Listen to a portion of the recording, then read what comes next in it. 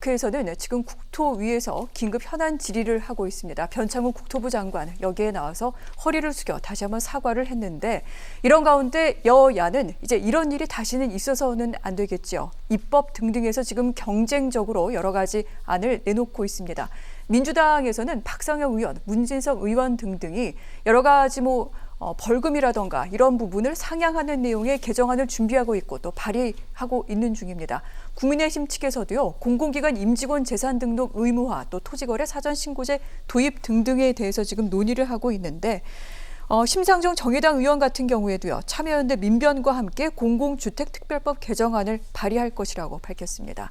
늦은 감은 있습니다만 이 같은 법안들의 실효성, 조 변호사님 어떻게 보십니까? 일단은 현재 이런 범죄를 저지르지 않도록 이렇게 막는다는 차원에서 형을 높이는 거, 그거는 좀 필요할 수 있을 것으로 보입니다. 그리고 실제로 그 투기익을 완전히 환수하기 위해서 또 그런 그 투기 환수 조치를 만드는 것도 좀 필요할 것이고요. 근데 그거에 앞서서 과연 이런 부동산 투기에 관련해서 실제로 이런 내부 정보들을 이용하는 행위를 얼마나 효율적으로 효율적이고 포괄적으로 이렇게 짚어내서 이 사람들이 그런 행위를 하지 못하도록 방지하는 효과를 거둘 것이냐는 점에선 아직 이렇게 개정안들이 보면 많이 미흡한 점들이 있거든요. 그렇군요. 왜냐하면 내부 정보와 내부 정보자의 범위를 지금은 정해놓고 있지 않아요. 근데 예를 들면 자본시장법 같은 경우는 굉장히 그걸 포괄적으로 규정해 놨거든요. 그래서 오히려 상대방이 그 부분에 대해서 명백하게 다른 입증을 하기 어려운 상황이 아니면 다 인정하는, 그래서 가급적이면 실제로 그 내부 정보를 접할 지위에 있는 사람들은 아예 주식 투자를 하지 않습니다.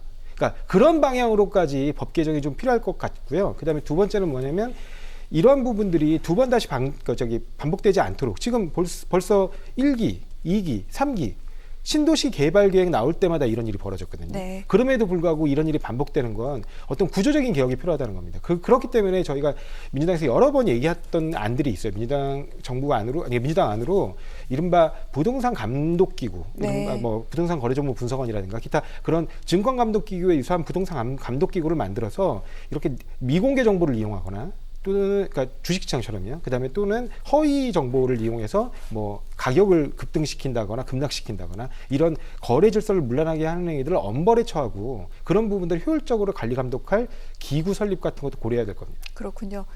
이와 더불어서 지금 여야에서는 이런 얘기도 하고 있습니다. 이해충돌 방지법이 진작에 좀 발의가 돼서 시행이 됐더라면 지금 이 사태 여기까지 오지 않았을 텐데 다시 한번 이 부분에 대해서 힘을 기울이자 이런 얘기 나오고 있는데 아무래도 어떻게 해야 될지 이 부분 최진영 변호사께서 좀 결론을 좀 지어주시죠. 그렇습니다. 2015년에 이른바 김영란법을 만들었습니다.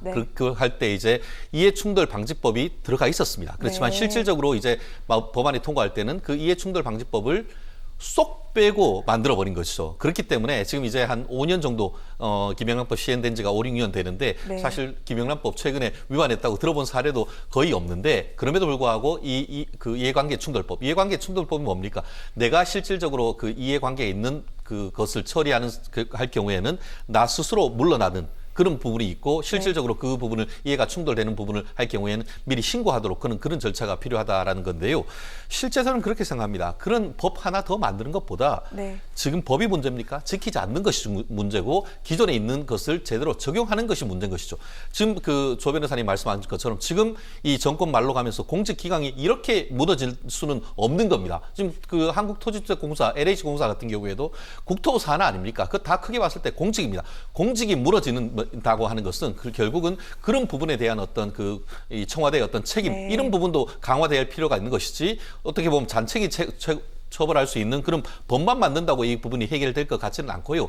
다만 그리고 말씀드렸듯이 새로운 법 하는 것보다 있는 법으로 처벌하는 것도 되게 중요한 것 같은데요. 저희가 변호사들끼리 오늘 이 부분을 얘기를 했습니다. 그러면은 이런 거 새로 법 만들 것이 문제가 아니고 지금 형법상의 공무상 비밀 누설죄 그리고 형법상 배임죄 이런 걸로 한다 하더라도 처벌 수위를 굉장히 높일 수 있지 않을까라고 얘기를 하는데 말씀드렸듯이 국회에는 이 대책을 논의하기 위한 어떤 절차를 진행해야 되는 것이고 나아가 그거 하기 전에 이게 단순히 경찰은 수사기관에 가깝습니다. 그렇지만 검찰이 필요한 이유는 검찰은 이 법을 의율할 수 있는 법의 전문가입니다. 네. 그렇기 때문에 현재 있는 사실관계를 수사를 한 것과 더불어서 검찰이 이와 관련되는 새로운 법리를 개발하는 그런 부분의 어떤 수사 협력을 통해서 이번에 일벌백계 반드시 해야 됩니다. 그렇지 않다고 하면은 어제 저녁에 신문을 하나 봤는데 이 LH 본사 앞에 농민들이 찾아와서 LH 토지 투기공사라고 하면서 붙여놓은 게 있습니다. 네. 그러한 오명에서 벗어나려고 하면 자정하는 노력도 필요하다고 봅니다.